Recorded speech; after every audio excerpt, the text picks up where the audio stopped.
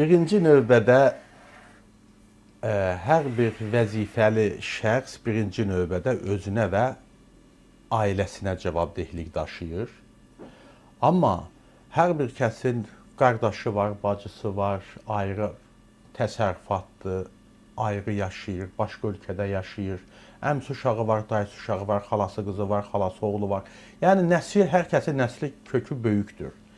Və sual yaranır ki, insan necə hər bir kəsə bir vəzifəli şəxsin vəzifəsidirmi hər bir kəsə nəzarət eləsin və necə nəzarət edə bilər və niyə nəzarət etməlidir ki?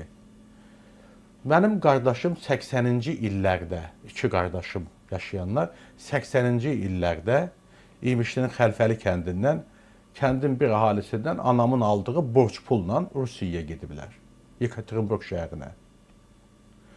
Orada yaşayıblar, sonra Peterburg şəhərinə köçüblər. 3 ildə, 5 ildə bir dəfə Azərbaycana gəlib gəlməyiblər. Rusiya vətəndaşlarıdır. Övladları orada doğulub, orada böyüyüb. Rusiya vətəndaşlarıdır. Orada oxuyublar.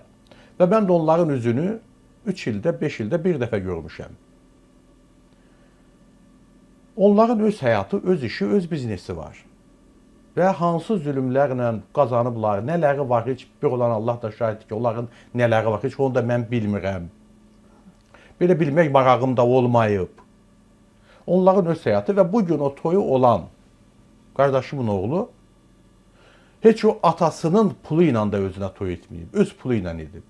Biznesmendir mi? Gözəl oxuyub, çalışıb, bizneslə məşğuldur. Uşaqlığından indi atasının yanında olub, bizneslə məşğuldur.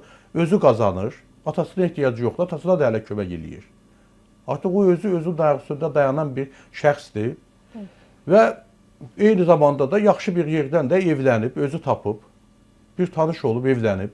O ailə də kifayət qədər imkanlı ailədir. Biz də onlar bizə deyəndən sonra mən də onları tanımışam, tanımamışım, tanımırdım belə. Yəni bunlar özləri yaşayıb, özləri qazanıblar. Bunun mənə nə aidiyyatı var ki? Keçək ikinci bir məsələyə.